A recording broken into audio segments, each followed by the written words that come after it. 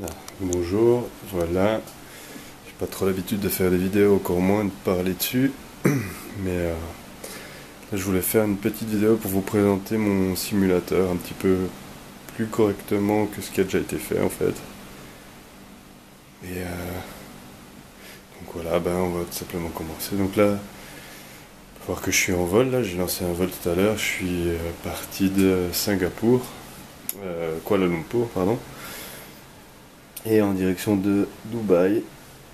C'est un vol d'environ 6h40 minutes. Et voilà, alors voilà un petit peu ma configuration. Donc ici j'ai toujours l'iPad avec... bon, c'est pas mon iPad, donc j'utilise, c'est momentané, mais c'est pas mal utile et je peux mettre la carte. Et là vous voyez que je peux suivre en direct mon vol comme n'importe qui peut le suivre d'ailleurs sur internet. Et là on voit qu'on est au-dessus de l'Inde. On va bientôt quitter l'Inde pour rejoindre de nouveau la flotte. Et ici, sur l'écran de gauche, j'ai mon l'overhead panel, c'est le panneau qui se trouve sur le plafond dans les avions. C'est là qu'il y a un peu tous les circuits électriques, circuits hydrauliques, les phares, les essuie-glaces, les circuits d'air conditionné et compagnie, les extincteurs des moteurs, etc. Ici sur l'écran du milieu, j'ai mon main panel, comme on va dire, donc le tableau de bord principal que tout le monde a déjà vu, je pense, et avec les instruments de vol principaux, horizon artificiel, HSI, compagnie, enfin, toutes ces choses-là, on va pas détailler ça ici.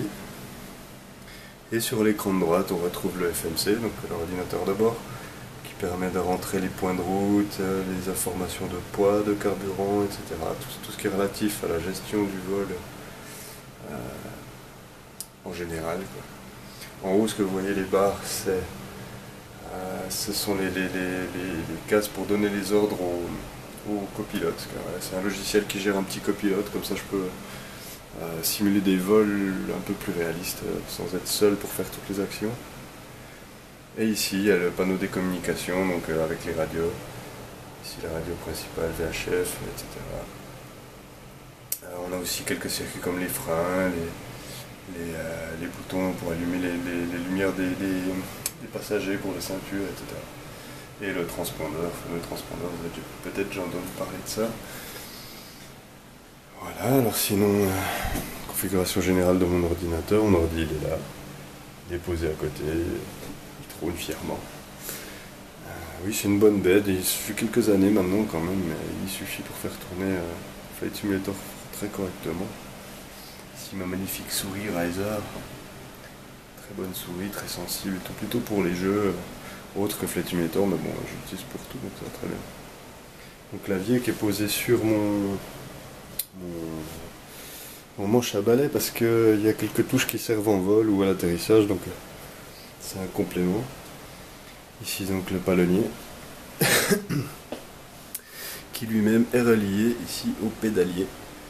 Et oui, il y a même un pédalier, c'est très poussé.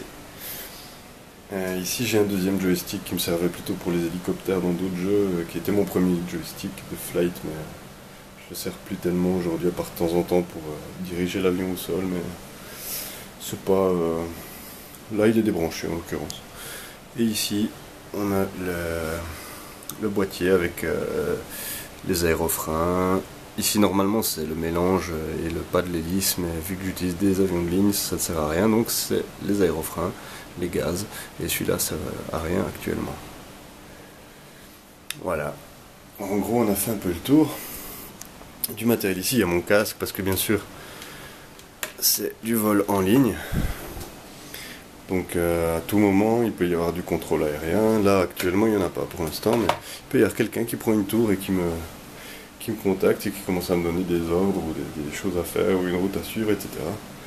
Et voilà, toujours être prêt. Il y a le casque pour communiquer avec.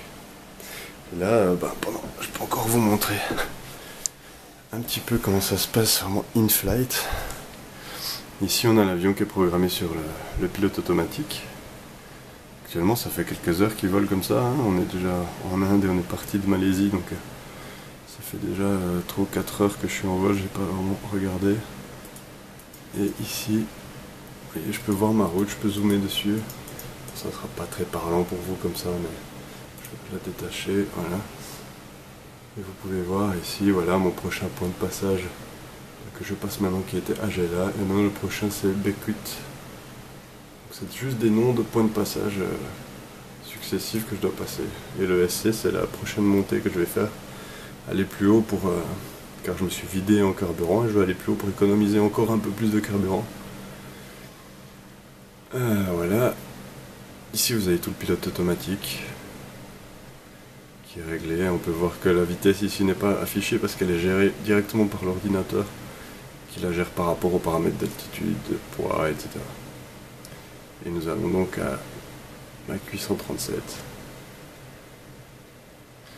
Qu'est-ce qu'il y a d'intéressant sinon? Voilà, la programmation directement faite ici. On peut suivre le truc de notre route. Genre Agela qu'on a passé au niveau 320 à 12h36 Zulu. Donc temps universel. Et Bekut que nous allons passer à 12h53. Donc on peut dire que c'est... comment dire... ça sert à recouper les temps, voir si ça correspond avec le fuel que vous utilisez, qui est noté directement ici. Hein. On voit que je devrais être à 131 000 de fuel, 124 000, 113 000. Et à l'arrivée au MDB c'est à Dubaï. Et là, je devrais arriver à 15h02 Zulu pour 77 000 livres de fuel. C'est ce qui devrait rester dans mes réservoirs, sachant que la réserve obligatoire est 33 200. Je serai largement dedans. Voilà, en gros, hein, je vous explique pas dans les détails. Et voilà. Alors j'ai des autres vues bien sûr, bon en profiter pour voir un peu, bon c'est pas super filmé comme ça, mais... Alors voici l'avion dans lequel on vole actuellement, et en dessous bah, c'est l'Inde. Tout simplement. Je vous fais un petit tour autour.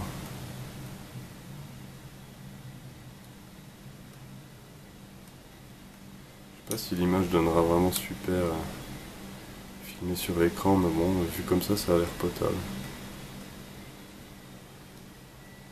Voilà, donc c'est un Boeing 747-400. On reconnaît les autres 747 à cause des petites winglets, les petites ailettes rouges qu'il a au bout des ailes, notamment. Et voilà, j'ai encore d'autres vues toujours que je mets, elle me fait toujours plaisir avec ce genre de vue. Les vues un peu passagers, j'en ai une autre qui doit être assez crédible aussi. Voilà, ce genre de vue. Ah, on s'y croirait là. Voilà. Et ce qu'on va faire en fait, c'est que là d'ici environ 3 heures, 3h30, je devrais arriver à Dubaï et je vais tenter de filmer l'atterrissage si j'arrive à poser l'appareil quelque part de correct. Comme ça, vous verrez un petit peu comme ça se passe l'atterrissage avec le copilote et tout. Alors je peux faire ici une annonce aux passagers pour vous montrer juste un petit peu comment ça marche. Ah, cette voix-là, c'est censé être moi en fait, on va dire c'est le commandant. Et on peut simuler quelques messages de bord notamment. On behalf of myself and the crew, I'd like to welcome you aboard our scheduled service to the ride. We're expecting a smooth ride for the better part of the trip. We expect an on-time arrival and we'll keep you updated throughout the flight. Once again, on behalf of myself and the cabin crew, welcome aboard. If there's anything we can do to make your flight more enjoyable, just let us know. Thank you. Voilà, c'est juste une petite annonce aux passagers de croisière. Faut savoir qu'il y a des logiciels où on peut aussi qui simulent vraiment des passagers à qui il faut faire le service de nourriture, on peut leur passer un film, etc. Ils crient s'il c'est une urgence ou des turbulences trop violentes. Enfin, c'est pas si ennuyeux que ça, mais il faut gérer tout ça. Faut réussir à gérer tout ça, c'est pas évident. Sinon, je peux encore juste vous montrer, vous faire entendre l'hôtesse que je peux appeler. Bon, elle peut arriver aussi par elle-même pour certaines raisons dans le vol. Mais je peux l'appeler là. Et je peux lui demander quelque chose de basique.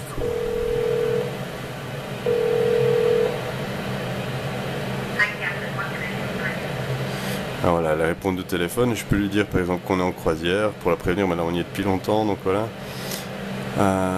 Ça c'est si on a quelque chose de spécial qui arrive. Voilà, c'est très vaste, hein, donc hop, voilà, ça c'est pour dire de ne pas déranger, prévenir du top of descent, prévenir qu'on arrivera en retard, en avance, pardon, en retard. Ici, c'est on est dans un circuit d'attente, ça c'est pour boire, pour manger, ou on doit changer de destination, que nous sommes détournés ou autre. Donc là, vu que j'ai rien de spécial à lui demander à la base, je vais lui dire de ne pas déranger. We'll be taking a rest for the next half hour. Please don't disturb the cockpit for the next half hour unless it's urgent. Okay, thanks for letting me know. Voilà, donc je vais couper là et je vous reprends plus tard, ce sera probablement pour l'approche et l'atterrissage.